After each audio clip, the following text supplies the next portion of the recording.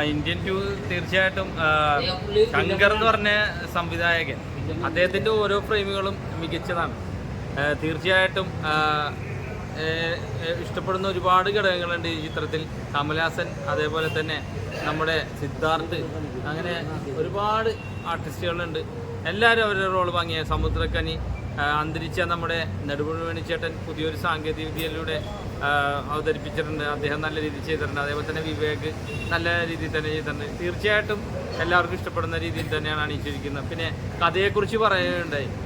കഥയ്ക്ക് പുതുമയില്ല, കാരണം അത് നിലനിൽക്കുന്ന സാഹചര്യം തന്നെയാണ്. ഇവിടെ ഒറ്റയായിട്ടുള്ള സന്ദർഭമായാലും ആ ഒരു സംഭവം ഉണ്ട്. അപ്പോൾ അതിനെയൊക്കെ തുടച്ചു നീക്കാൻ വേണ്ടി ആണ് തുറന്നു കാണിക്കുന്നത്. ശങ്കർ സാറിൻ്റെ എല്ലാ പടത്തിലും അങ്ങനത്തെ കാര്യങ്ങളൊക്കെ തുറന്നു കാണിക്കുന്നതാണ്. അതേപോലെ തന്നെ ഈ ചിത്രത്തിലും കാണിക്കുന്നുണ്ട്. തീർച്ചയായിട്ടും നല്ലൊരു ചിത്രം തന്നെയാണ് ഇന്ത്യൻ ടു. നമ്മൾ വിചാരിച്ച പോലെ തന്നെ നല്ലൊരു ചിത്രം തന്നെ. കാരണം ശങ്കർജിയുടെ എന്താണ് പറയുന്നത്, അദ്ദേഹത്തിൻ്റെ ഇടപെടൽ നമ്മളെ സാങ്കേതികമായിട്ട് ഒരുപാട് കാര്യങ്ങൾ ഇതിൽ കാണിച്ചിട്ടുണ്ട്. പ്രത്യേകിച്ച് പറയേണ്ട ഫസ്റ്റ് ഒരു കാര്യം പറയുന്നത്, നമ്മുടെ മലയാളിയായ നെടുമുടി വേണുചേട്ടനില്ല മൺമറഞ്ഞു പോയി നമ്മളിൽ നിന്ന്. എന്നിരുന്നാലും അദ്ദേഹത്തിൻ്റെ രണ്ടാമത്തെ ഒരു എൻട്രി എന്ന് പറയാം.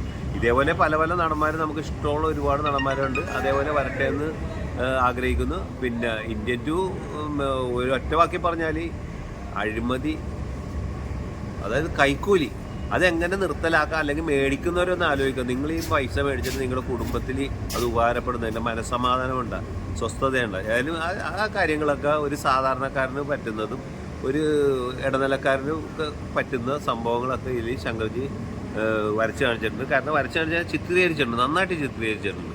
എന്തായാലും ഇന്ത്യ ഒരു അഴിമതി മുക്ത ഇന്ത്യയായിട്ട് മാറട്ടെ എന്ന് ആഗ്രഹിക്കുന്ന ഒരു സാധാരണക്കാരൻ എന്ന നിലയിൽ ഞാനും.